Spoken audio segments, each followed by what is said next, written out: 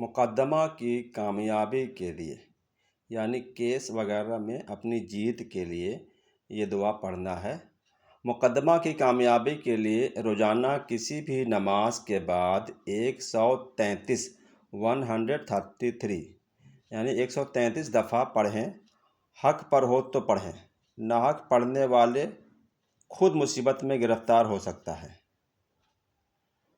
دعا یہ ہے: اعوذ باللہ من الشیطان الرجیم، بسم اللہ الرحمن الرحیم۔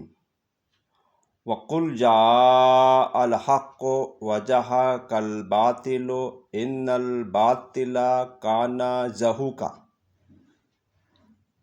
ترجمہ: اور کہہ دیو کہ حق آ گیا ہے اور باطل نابود ہو گیا، بے شک باطل نابود ہونے والا ہے۔ سورہ الاسراء آیت نمبر 81۔